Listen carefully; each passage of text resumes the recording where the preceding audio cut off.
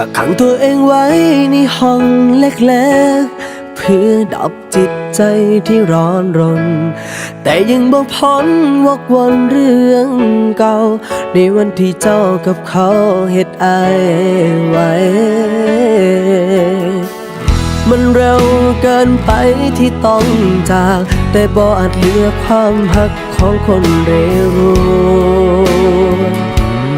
ดึงจนด่วนเจ้ายังทิ้งไป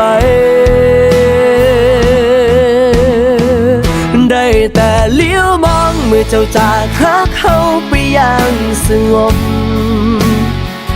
เมื่อเจ้าได้พบความหักครั้งใหม่กับคนที่ดีพร้อ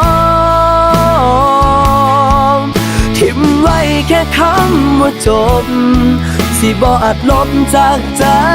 ที่จำยอมถึงบ่พร้อมสิยอมเจ็บที่เสียเจ้าไปบอกใจเจ้าของไว้ว่าจะไปบ่กลับ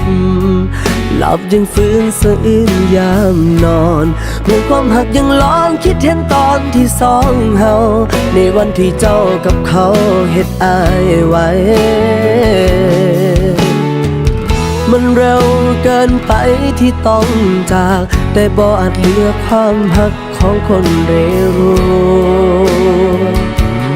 ดึงจนด่วนเจ้ายังทิ้งไปได้แต่เลี้ยวมองเมื่อเจ้าจากหาเขาไปอย่างสงบเมื่อเจ้าได้พบความหักครั้งใหม่กับคนที่ดีพร้อมทิ้งไว้แค่คำว่าจบสิบ่อาจลบจากใจที่จำยอมถึงบ่พร้อมสิยอมเจ็บที่เสียเจ้า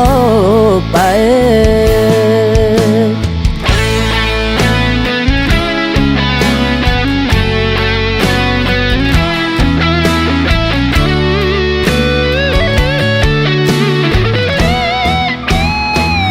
ได้แต่เลี้ยวมองเมื่อเจ้าจากหาเขาไปอย่างสงบ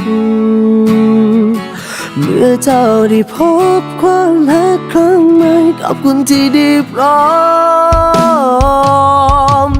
ทิ้งไว้แค่คำว่าจบสิบ่อาจลบจากใจ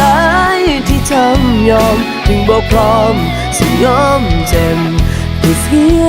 เจ้า